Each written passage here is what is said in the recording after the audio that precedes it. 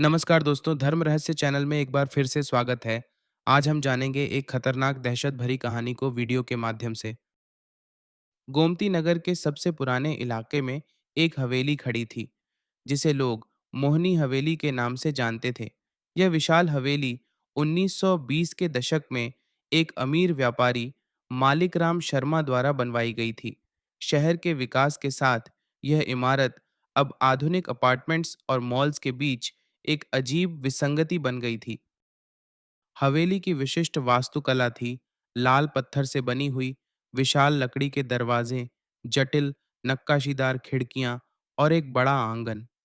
लेकिन जो चीज सबसे ज्यादा ध्यान खींचती थी, वह थी इसकी अंधेरी और उदास उपस्थिति। दिन के उजाले में भी इसकी खिड़कियां काले गड्ढों की तरह लगती थीं। राजेश सिन्हा, एक 35 वर्षीय सॉफ्टवेयर इंजीनियर, और उनकी पत्नी सीमा, जो एक स्कूल शिक्षिका थीं, को उस हवेली के बारे में पता चला जब वे अपने परिवार के लिए एक नया घर ढूंढ रहे थे। रियल एस्टेट एजेंट ने उन्हें बताया कि हवेली पिछले 15 सालों से खाली पड़ी थी और इसकी कीमत बाजार मूल्य से काफी कम थी। तुम्हें बता दूं, एजेंट ने कहा, यह जगह पूरी तरह से सही है, बस थोड़ी मरम्मत की जरूरत है। इतने कम दाम पर इस लोकेशन में इससे बेहतर कुछ नहीं मिलेगा। राजेश और सीमा को हवेली की विशालता और ऐतिहासिक सुंदरता ने मोह लिया। उन्होंने सोचा कि थोड़ी मरम्मत और आधुनिकीकरण के बाद यह उनका सपनों का घर बन सकता है। डील फाइनल हो गई। राजेश और सीमा ने हवेली में शिफ्ट होने का फैसला किया। पहले कुछ दिन शांति से बीते। उन्होंने हवेली की सफाई और मरम्मत का काम शुरू कर दिया। लेकिन जैसे जैसे रातें बीतने लगीं, उन्हें कुछ अजीब महसूस होने लगा। रात में उन्हें हवेली के अंदर से धीमी आवाजें सुनाई देने लगीं। कभी कभी ऐसा लगता था जैसे कोई उनके कमरे के बाहर चल रहा हो। सीमा ने राजेश को बताया, मुझे लगता है कि इस घर में कुछ गड़बड़ है। राजेश ने उसे समझाने की कोशिश की, शायद यह सिर्फ पुरानी इमारत की आवाजें हैं, तुम चिंता मत करो। एक रात जब राजेश और सीमा सो रहे थे, तो उन्हें एक तेज आवाज सुनाई दी। वे डर कर उठ गए। उन्होंने देखा कि उनके कमरे का दरवाजा खुला हुआ था और हवा तेजी से अंदर आ रही थी। राजेश ने दरवाजा बंद कर दिया, लेकिन कुछ ही मिनटों बाद वह फिर से खुल गया। उन्होंने कई बार दरवाजा बंद करने की कोशिश की, लेकिन वह हर बार अपने आप खुल जाता था। सीमा डर से कांप रही थी। राजेश, मुझे डर लग रहा है, चलो यहाँ से चलते हैं। राजेश ने कहा, नहीं सीमा, हमें डरने की जरूरत नहीं है, हम देखेंगे कि क्या हो रहा है।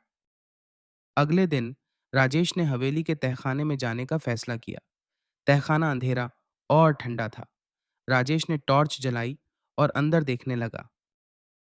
तहखाने में उसे पुरानी फर्नीचर, टूटी हुई तस्वीरें और कुछ अजीब चीजें मिली। एक कोने में उसे एक पुरानी डायरी मिली। राजेश ने डायरी खोली और पढ़ने लगा। डायरी मालिक राम शर्मा की थी। डायरी में मालिक राम ने हवेली में होने वाली अजीब घटनाओं के बारे में लिखा था। उसने लिखा था कि हवेली में एक बुरी आत्मा का वास है। मालिक राम ने आत्मा को शांत करने की कोशिश की, लेकिन वह असफल रहा। आत्मा और भी क्रोधित हो गई। मालिक राम ने लिखा कि उसे डर है कि आत्मा उसे मार डालेगी। डायरी का आखिरी पन्ना फटा हुआ था। राजेश डर गया। उसने सीमा को डायरी के बारे में बताया। सीमा ने कहा, राजेश, हमें तुरंत यहाँ से चले जाना चाहिए। यह जगह खतरनाक है। राजेश ने कहा, नहीं सीमा, हम भाग नहीं सकते, हमें इस आत्मा का सामना करना होगा। राजेश और सीमा ने आत्मा का सामना करने का फैसला किया। उन्होंने एक पुजारी को बुलाया और हवेली में पूजा करवाई। पूजा के दौरान हवेली में अजीब घटनाएं होने लगीं। हवा तेज हो गई, कमरे की लाइटें झपकने लगीं और दीवारों पर अजीब छायाएं दिखने लगीं। पुजारी ने कहा, आत्मा बहुत क्रोधित है, हमें उसे शांत करना होगा। पुजारी ने मंत्र पढ़ना शुरू किया। धीरे धीरे हवा शांत हो गई और लाइटें स्थिर हो गईं। पूजा खत्म होने के बाद पुजारी ने कहा, आत्मा अब शांत हो गई है, अब आप लोग शांति से रह सकते हैं। राजेश और सीमा ने पुजारी को धन्यवाद दिया। वे हवेली में वापस चले गए। अगली रात उन्हें कोई अजीब आवाज नहीं सुनाई दी। वे शांति से सोए। अगले दिन उन्होंने हवेली की मरम्मत का काम फिर से शुरू कर दिया। उन्होंने हवेली को अपने सपनों का घर बना लिया। लेकिन एक रात जब राजेश और सीमा सो रहे थे, तो उन्हें फिर से एक तेज आवाज सुनाई दी। वे डर कर उठ गए। उन्होंने देखा कि उनके कमरे का दरवाजा खुला हुआ था और हवा तेजी से अंदर आ रही थी। दरवाजे के बाहर उन्हें एक अंधेरी आकृति दिखाई दी। आकृति धीरे धीरे उनके कमरे में आ रही थी। राजेश और सीमा डर से कांप रहे थे। उन्हें पता था कि आत्मा वापस आ गई है। आत्मा ने कहा, तुम लोग यहाँ से चले जाओ, ये हवेली मेरी है। राजेश ने कहा, नहीं, हम नहीं जाएंगे, ये हमारा घर है। आत्मा क्रोधित हो गई। उसने राजेश और सीमा पर हमला कर दिया। राजेश और सीमा ने आत्मा से लड़ने की कोशिश की, लेकिन वे असफल रहे। आत्मा बहुत शक्तिशाली थी। आत्मा ने राजेश और सीमा को मार डाला। आज भी मोहनी हवेली में राजेश और सीमा की आत्माएं भटकती हैं। लोग कहते हैं कि रात में हवेली से चीखने की आवाजें आती हैं। कोई भी उस हवेली में रहने की हिम्मत नहीं करता। मोहनी हवेली एक डरावनी कहानी बन गई है। मेरे दादाजी हमेशा कहते थे, कुछ जगहें ऐसी होती हैं जहां इंसान को नहीं जाना चाहिए। मोहनी हवेली उनमें से एक है। उन्होंने मुझे हमेशा उस हवेली से दूर रहने की चेतावनी दी। मैं हमेशा उनकी बात मानता था।